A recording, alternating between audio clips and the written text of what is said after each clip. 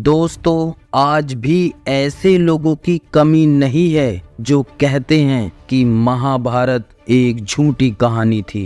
उनका कहना है कि महाभारत में गीता के उपदेश भी सिर्फ लोगों के मन की बनाई बातें थी, पर लगातार मिलते गए पुरातात्विक और वैज्ञानिक सबूतों ने लोगों को अपनी सोच बदलने पर मजबूर कर दिया है। और ये वीडियो देखने के बाद ऐसे लोगों का मुंह अपने आप बंद होने वाला है। दोस्तों, आज हम बात करने वाले हैं महाभारत से जुड़े 7 ऐसे जीवित प्रमाणों के बारे में जो आज भी मौजूद हैं। इन प्रमाणों को देखने के बाद आप खुद निर्णय लीजिए कि क्या महाभारत सच में हुआ था या नहीं। दोस्तों, कुरुक्षेत्र के बारे में ये बात हम सभी जानते हैं कि महाभारत का युद्ध कुरुक्षेत्र में हुआ था, जो आज भी हरियाणा राज्य में स्थित है। कहा जाता है कि उस समय तबाही ला देने वाले युद्ध में बहे खून की वजह से वहां की धरती लाल हो गई थी। पुरातात्विक विशेषज्ञों ने भी यह माना है कि महाभारत घटना सच में घटी थी, क्योंकि उस जगह पर लोहे से बने तीरों और भालों को जमीन में गड़ा पाया गया है, जिनकी जांच पड़ताल करने पर 2800 ईसा पूर्व का बताया जाता है, जो कि महाभारत काल के समय के ही बने हुए हैं। यदि आप भी कुरुक्षेत्र गए होंगे तो आपको भी यह बात पता होगी।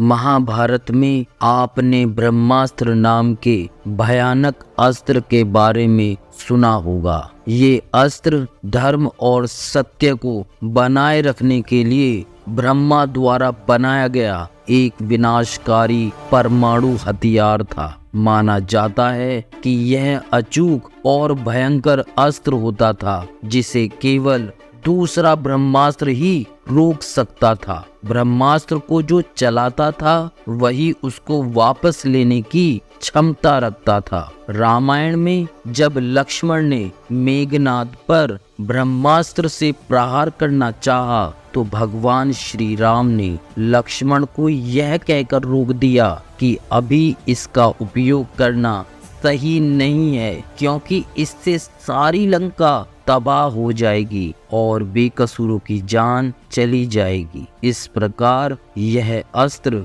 रामायण और महाभारत के काल में किसी गिने चुने योद्धाओं के पास ही होता था। यानी यह अस्त्र ऐसे थे जो पूरी दुनिया को तबाह करने की शक्ति रखते थे। अब आप सोच रहे होंगे कि आखिर मैं आपको यह बात क्यों बता रहा हूँ। वो इसलिए क्योंकि आधुनिक काल में जे रॉबर्ट ओपनहेमर ने गीता और महाभारत का गहरा अध्ययन किया। कहा जाता है कि अमेरिका ने इसी वैज्ञानिक जे रॉबर्ट ओपनहेमर को परमाणु बम बनाने का काम दिया था।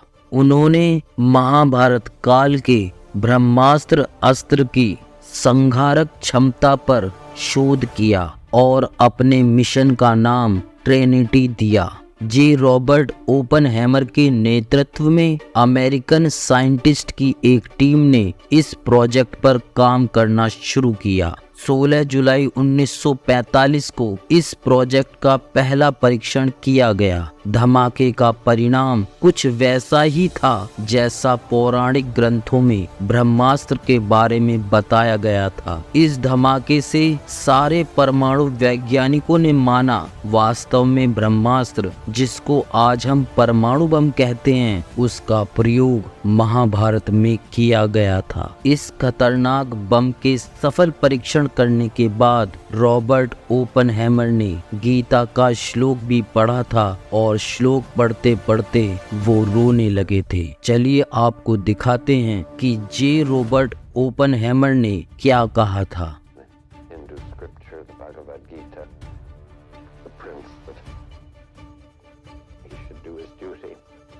तो आपने देखा किस तरीके से वैज्ञानिक गीता और महाभारत पर विश्वास करते हैं, लेकिन हमारे देश के कुछ धर्म विरोधी लोग हमारे इस महान इतिहास और धर्म युद्ध को सिर्फ और सिर्फ एक कहानी मानते हैं। दोस्तों, इस बात से तो हम सभी परिचित हैं कि भगवान श्री कृष्ण द्वारिका के राजा थे और महाभारत में इस बात का उल्लेख मिलता है कि यह नगरी जलमग्न हो गई थी। पुरातत्व विभाग के पास समुद्र के नीचे एक पुराना शहर मिला और इसके प्रमाणों से पता चलता है कि यह वही द्वारिका नगरी है जिसका उल्लेख महाभारत में किया गया था। समुद्र से मिले इस अवशेष से यह साबित होता है कि द्वारिका कोई काल्पनिक शहर नहीं था, बल्कि एक वास्तविक शहर था। महाभारत में लाक्षागृह की महत्वपूर्ण भूमिका मानी जाती है, जिसमें पांडवों को जिंदा जलाने की साजिश रची गई थी, लेकिन सुरंग के माध्यम से बाहर निकलकर पांडवों ने अपनी जान बचाई थी। यह वारणाव्रत वर्तमान में बरनावा नामक स्थान में बनाया गया था और इसके प्रमाण आज भी मौजूद हैं। कुंती के सबसे बड़े बेटे दानवीर कर्ण अंग देश के राजा थे, जो उनको दुर्योधन द्वारा उपहार स्वरूप भेंट किया गया था। उस समय का अंग देश आज उत्तर प्रदेश में गोंडा जिले के नाम से जाना जाता है।